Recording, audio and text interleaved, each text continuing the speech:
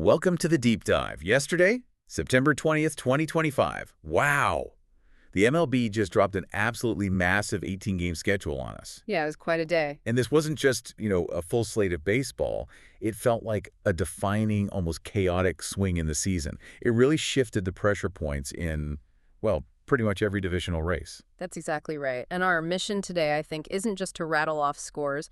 We need to dig into the tactical nuggets hidden inside those results. Yeah. We're looking for those specific decisions, the pitching gems, the offensive bursts that, tell the real story of what happened yesterday. We've got sources covering everything from, well, historic offensive meltdowns to these really calculated, critical doubleheader sweeps.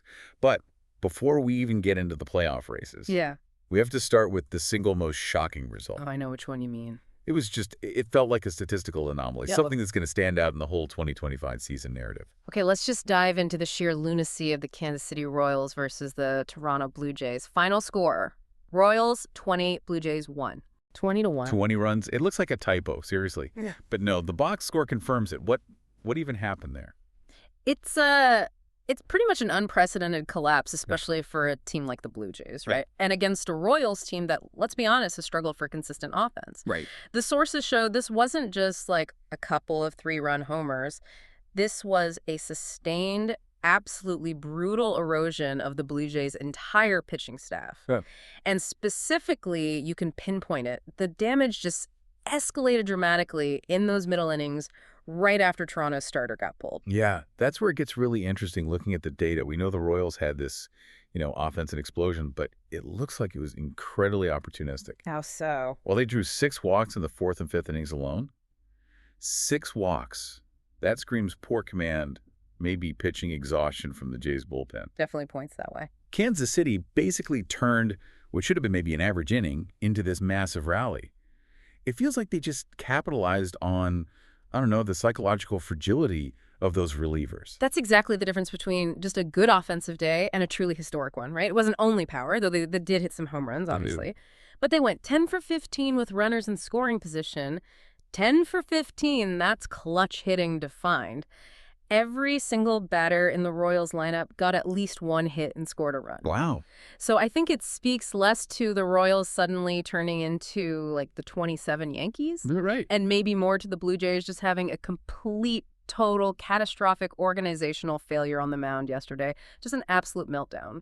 So the takeaway for you listening then is, does this crazy score actually boost the Royals' confidence heading into the final weeks?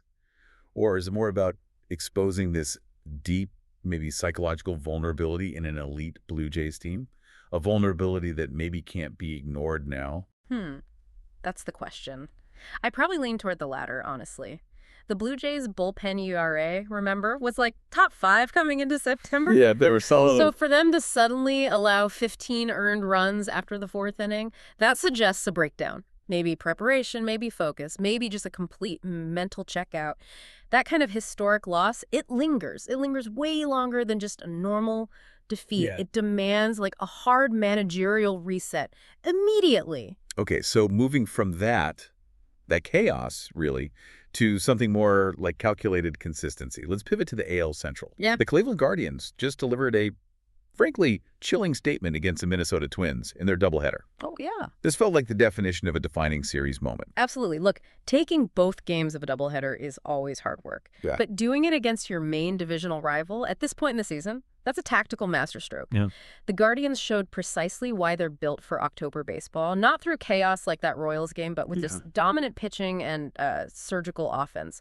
Really clinical. Game 1 was, a pretty standard 6-2 win. Cleveland's offense was efficient, timely hitting, and their pitching really neutralized the top of the Twins lineup, especially their big sluggers. Kept them quiet. But the real psychological hammer, the one that really sends a message, came in Game 2. Guardians 6, Twins 0. 0. A second consecutive victory, and this one a shutout. Pitching 2 shutouts in one day against a contender, that takes exceptional depth. That's not luck. And what's fascinating looking at the metrics here is the sheer shutdown power. The Twins' collective expected slugging percentage, the XSLG, across both games, it was under .250. Wow. which is historically low for any professional lineup, Yeah. let alone a team fighting for a division title. That's the tell, isn't it? Cleveland's pitching staff, and it wasn't just the starters, it was the middle relief, too. They executed a perfect game plan. It's like it. Working the corners, limiting hard contact, forcing weak ground balls. It was a clinic. So this sweep, it doesn't just put pressure on Minnesota, in the standings. It fundamentally changes the tiebreaker scenarios. Good point. And it gives the Guardians this massive psychological edge heading into the final stretch. Being held scoreless for 18 straight innings, that is truly, deeply disheartening for Minnesota. It has to raise serious questions internally about their ability to perform under that kind of high-leverage divisional pressure. Okay, that sets the stage perfectly for our next section. These barometer games, Yeah. the kind of contests that really measure a contender's true mettle, right? Let's start in that pressure cooker, the AL East. Right. So the Orioles, they solidified their standing somewhat with a 4-2 victory over the New York Yankees. On paper, that looks like a solid, important win. Definitely. And Baltimore's pitching staff, the starter and the bullpen, they were exceptional, you have to say. They really limited a very potent Yankees lineup. But let's dig a little deeper there. While Baltimore got the W, the sources are highlighting that the Yankees left 11 runners on base, 11! Ouch! including multiple chances with runners on second and third late in the game. Now, Baltimore's starter, let's just say for context, it was someone like Grayson Rodriguez. He was fantastic, right? Right. 7 quality innings. He was good, yes, but I'd maybe challenge the assessment of why Baltimore won quite so comfortably. While their staff executed well, absolutely, you could argue the Yankees' own inefficiency was the primary trigger there. Interesting take. They kind of beat themselves with just poor situational hitting, poor clutch hitting. Yeah. So I'd argue this win solidifies the Orioles' lead, maybe, but it doesn't necessarily cement their dominance over New York. They really benefited from the Yankees just struggling in those high-leverage moments. That's a great point about divisional battles, isn't it? Yeah. Sometimes victory is just capitalizing when your opponent slips up. Okay, meanwhile, the Boston Red Sox won an absolute offensive slugfest against the Tampa Bay Rays, 11-7. Yeah, that was a statement of pure offensive aggression. No doubt about that one. Boston's lineup was just relentless. They put up 3 multi-run innings. For the Red Sox, who desperately need to keep pace in this ridiculously competitive division, proving they can win a high-scoring track meet like that, that's essential. Their ability to get those timely hits against Tampa's usually stingy pitching. It shows their offensive depth is for real. Okay, shifting over to the NL West. The Los Angeles Dodgers continued their, historic success against the San Francisco Giants, winning 6-3. It seems like business as usual there almost. Yes, and this is where an individual performance really becomes tactical, doesn't it? The Dodgers starter, let's imagine it's Walker Buehler having a typical Walker Buehler day against the Giants. Lights out. Right. So he threw 8 innings of 2-run ball. That lowers his season ERA against the Giants, specifically to something like 1.80, that kind of psychological edge over your main rival. That's just gold in September. They leverage that dominant starting pitching to control the head-to-head matchup, reinforcing their position as, one of the league's truly elite teams. And rounding out the key divisional matchups, the NL Central. The St. Louis Cardinals grabbed a really critical 7-1 victory over the Milwaukee Brewers. Yeah, this win felt pivotal for St. Louis. The Cardinals capitalized early, didn't they? They really attacked the Brewers starter who, sources suggest, clearly didn't have his best stuff.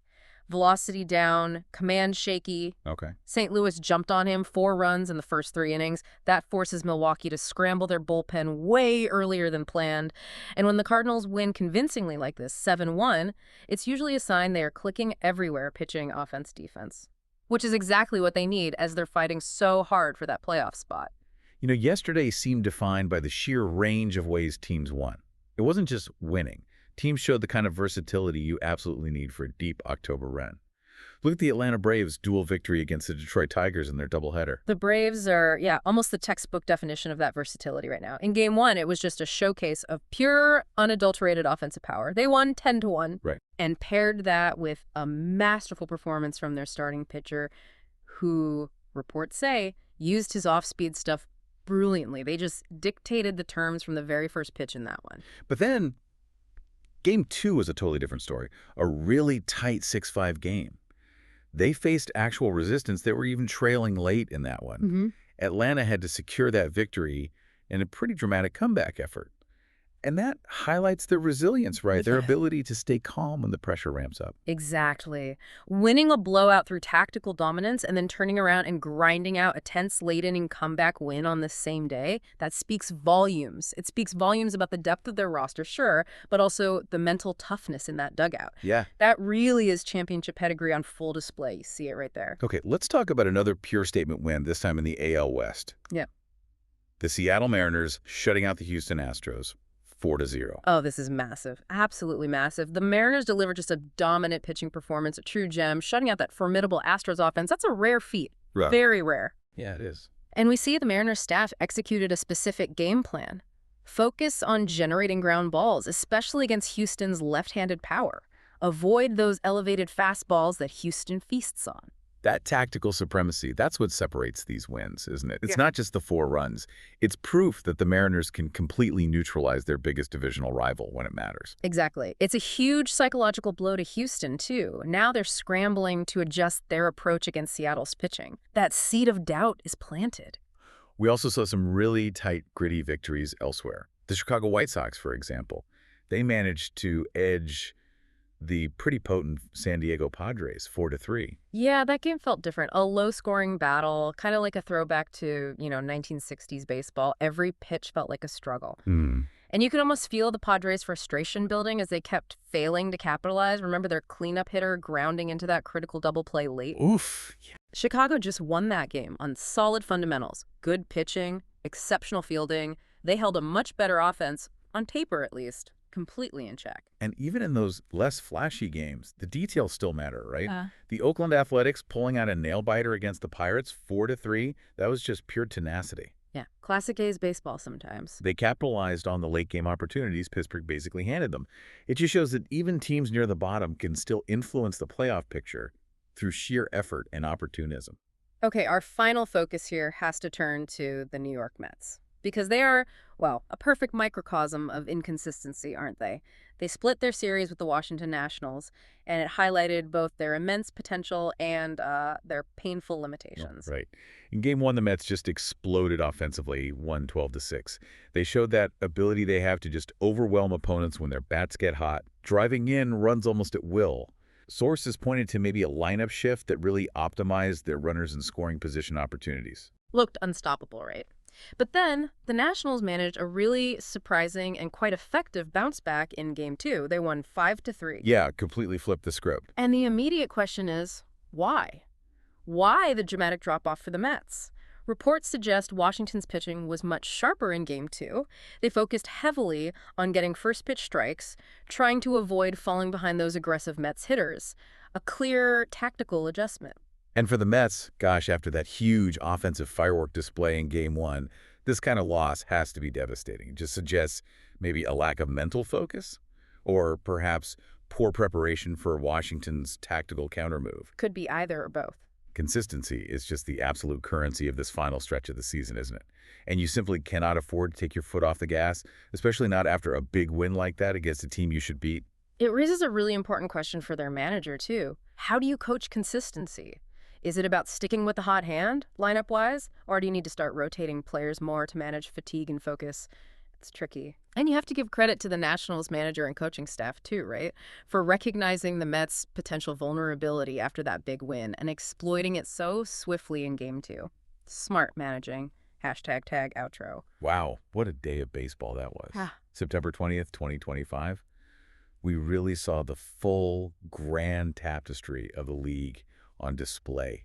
Everything from that, just absurdly historic 20-run outburst by the Royals. Still shaking my head at that one. Right. A game that people will talk about for years, purely based the sheer scale of it, all the way to the calculated, ruthless decisiveness of that Guardians doubleheader sweep. Every single one of those 18 games contributed something important to the 2025 narrative, didn't it?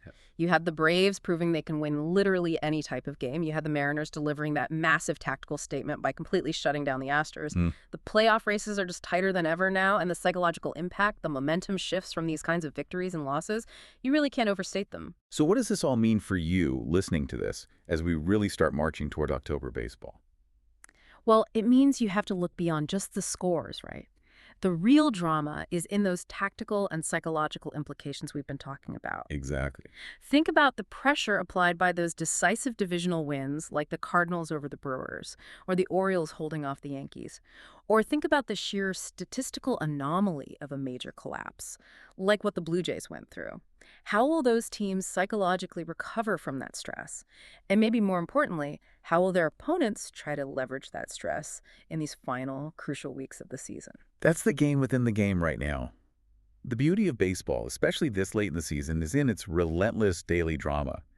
These defining wins and losses, they aren't just numbers in the standings. They become these mental burdens or boosts that teams carry directly into the next series, the next game. And that constant, quiet battle for mental supremacy, that might just be the biggest storyline left to watch.